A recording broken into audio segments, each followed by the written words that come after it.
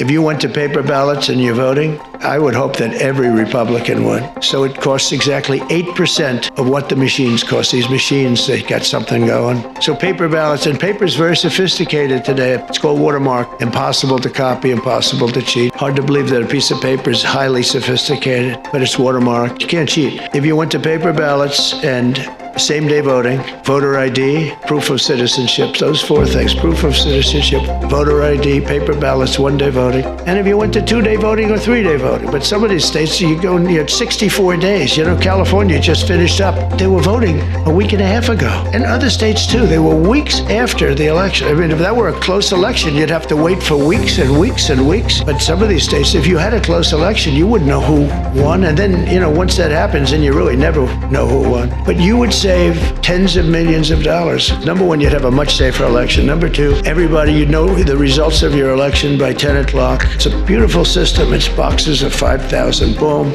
boom. And you can go and examine each box. It's so simple and so good. I did ask Elon, because he knows more about computers than anybody I know. I said, what do you think of the voting system? He said, computers are not meant for voting. Too many transactions taking place too quickly. And I've gone to the best people, the smartest computer minds from MIT, from others. They will tell you that the most secure way that you can secure the election, and probably the fastest way, it can be very little hanky-panky, is paper ballots. If you want to save a lot of money, you go to paper ballots. It'll cost you 8% of what the costs are now. And that's based on a good deal for machines. Anytime you have mail-in ballots, you're going to have fraud, without question. France had it, and they went back to paper ballots. And I saw their election, and their election was over at 9 o'clock, and their numbers came in at 10:05, and there were no complaints. They had a winner, they had a loser, 39 million votes, and it was done. We're one of the only countries that has mail-in voting. Remember Jimmy Carter, when he did a commission,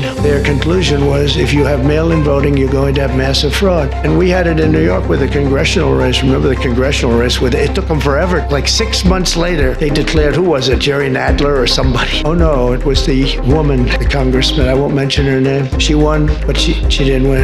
And it was really very sad to see that whole thing. The mail-in voting, it's just a disaster. So it's very, very expensive. If you really believe that the computers work, which they don't, but if you want to save a lot of money, all you have to do is go to paper ballots, and you'll be cutting it down by, millions and millions of dollars.